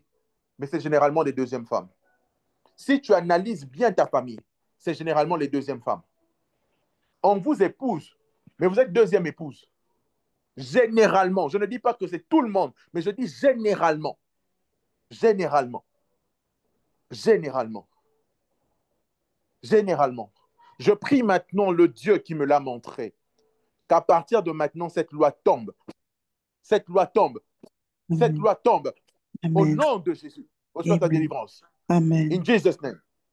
In Jesus' name. In Jesus' name. In Jesus' name. In Jesus' name. J'étais en train de voir une autre chose. Merci Saint-Esprit. J'étais en train de voir quelque chose. Je vois une personne. Tu as tout. Quand je dis tout, tu as le potentiel, tu as la beauté, tu as tout. Mais je suis en train de voir une ombre noire en train de planer sur tout ce qui t'appartient. Je vois une ombre noire. C'est comme si, en fait, tout ce qui t'appartient dont tu devais prendre possession est sous l'emprise du royaume des ténèbres. Oh, merci Seigneur. Le Seigneur me dit que c'est une forteresse de pauvreté qu'il y a dans votre famille. Mais je prie ma main droite levée avec le Saint-Esprit. Que la forteresse de pauvreté tombe maintenant au nom de Jésus. Que la forteresse de pauvreté maintenant dans ta vie tombe au nom de Jésus. Au nom de Jésus. Au nom de Jésus. Au nom de Jésus. Au nom de Jésus. La forteresse de pauvreté maintenant tombe de ta famille au nom de Jésus. Amen. Écoute-moi. Je te demande d'avoir foi en la puissance de Jésus. Foi en la puissance de Jésus. Maman Floriane, pendant que nous sommes en train de prier, j'ai vu une longue tour où on avait écrit votre nom de famille. Et pendant que nous étions en train de prier, cette longue tour était en train de tomber. Je ne sais pas où vous êtes, mais pendant que nous serons en train de prier, prions sérieusement pour que cette tour tombe totalement. Parce que c'était une grande forteresse et qui prenait vraiment, quand elle est grande comme ça, je comprends que ça dure depuis des années. Et ça doit s'arrêter maintenant. Ça doit s'arrêter maintenant. Ça doit s'arrêter maintenant. Ça a commencé déjà à tomber du haut vers le bas. Mais on doit continuer à prier pour que tout s'effondre. Amen. Je ne sais pas pourquoi le Seigneur me donne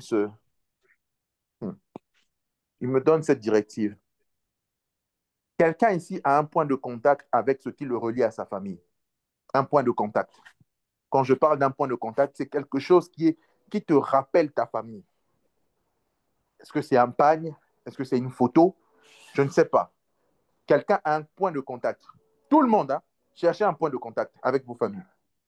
Tout le monde. Si c'est une photo, si c'est un vêtement, si c'est quelque chose.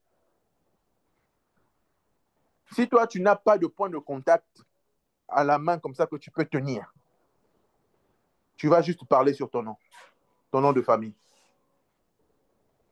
Vous avez tous pris vos points de contact, mais l'idéal, c'est de prendre un point de contact. Point de contact, ce qui te relie à ta famille. Si c'est un acte de naissance, si c'est un document, si c'est un pagne, peu importe, prends le point de contact.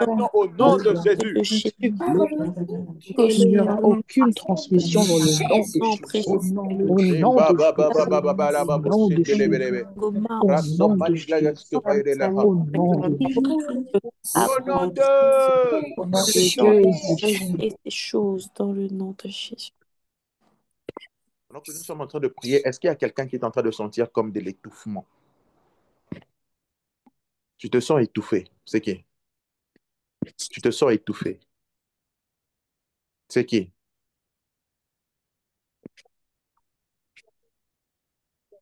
Tu te sens étouffé. Tu te sens étouffé. Razo manigles kamanikava, soutele bedege, razite ligava idelaha. Écoutez, pendant qu'on était en train de prier, plus on est en train de prier, j'ai vu des êtres sortir de terre. C'était incroyable. J'ai vu des êtres sortir de terre qui se tenaient dans la main.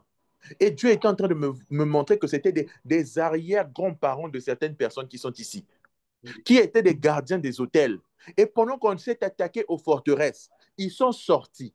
Mais j'ai aimé la vision. Pourquoi? Pendant que nous étions en train de prier, le feu est descendu sur eux et ils ont commencé à se consumer. Ils sont devenus de la poussière. Maintenant, ceux qui sont en train de ressentir genre l'étouffement. L'étouffement, c'est parce que eux aussi, ils sont en train de vouloir en fait vous détruire. Nous allons lever nos mains sur toutes les personnes qui sont en train de sentir l'étouffement. Nous allons déclarer maintenant que ces choses sortent. Vous aurez envie de bâiller, de tousser, de vomir. Laissez que ça sorte. Tout le monde, la main droite levée, nous déclarons maintenant au nom de Jésus, vous êtes déliés des forteresses, vous êtes déliés des forteresses, vous êtes déliés des forteresses, vous êtes déliés des forteresses par le feu. Nous envoyons le feu, nous envoyons le feu, nous envoyons le feu, que les forteresses tombent maintenant, que les forteresses tombent maintenant, que les forteresses tombent maintenant, que par des cris, par des bâillements, par des sifflements, par des crachats, que les forteresses tombent maintenant.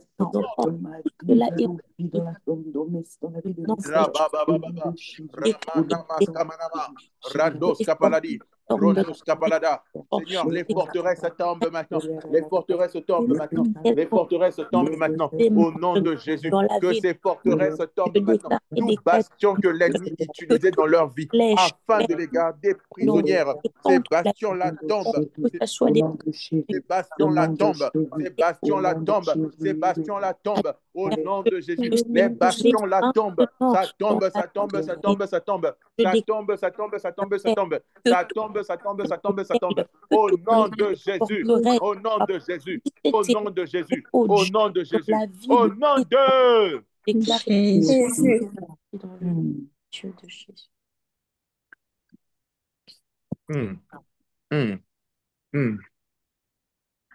Je suis en train de voir une porte qui devait s'ouvrir pour quelqu'un qui devait te bénir énormément. C'est beaucoup d'argent. C'est beaucoup d'argent. C'est une porte qui devait te bénir. Mais ce qui est en train d'empêcher à cette porte de s'ouvrir pour toi, j'étais en train de voir que ce sont des forteresses. Pourquoi? Quand je regarde dans la lignée de ta famille, il est marqué que tu ne peux pas dépasser un certain montant. Donc, il y a un seuil de montant que tu ne dois pas dépasser. Mais je prie maintenant par le Saint-Esprit, toi qui as cette porte qui doit s'ouvrir, parce que je suis en train de voir que c'est un montant énorme, mais c'est pour te... En fait, c'est un montant que Dieu voulait te donner pour te bénir. Pour te bénir. C'est beaucoup d'argent. Je ne sais pas qui c'est exactement, mais Dieu m'a montré cette porte. C'est pour te bénir. Cette porte doit s'ouvrir. Je ne sais pas ce que tu attends. Cette porte doit s'ouvrir. Mais je prie maintenant. Je prie maintenant. Parce que, OK, la personne veut même améliorer les conditions de sa famille. Elle a fait beaucoup de promesses à Dieu. Elle a fait beaucoup de promesses à Dieu que si Dieu ouvre cette porte-là, si Dieu ouvre cette porte-là, elle va bénir beaucoup de gens. Elle va bénir beaucoup de gens. Seigneur,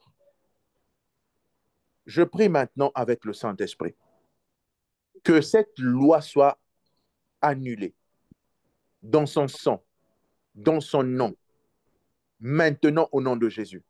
Et je prie que cette porte qui était fermée et verrouillée par les entités qui régnaient derrière,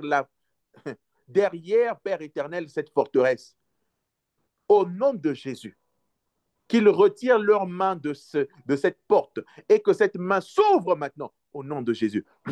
Reçois cela, reçois cela, reçois cela, reçois cela, reçois cela. Félicitations, tu as une bonne nouvelle qui rentre dans ta Amen. maison. Félicitations, tu as une Amen. bonne nouvelle Je qui rentre reçois. dans ta maison. Amen. Dieu le fait.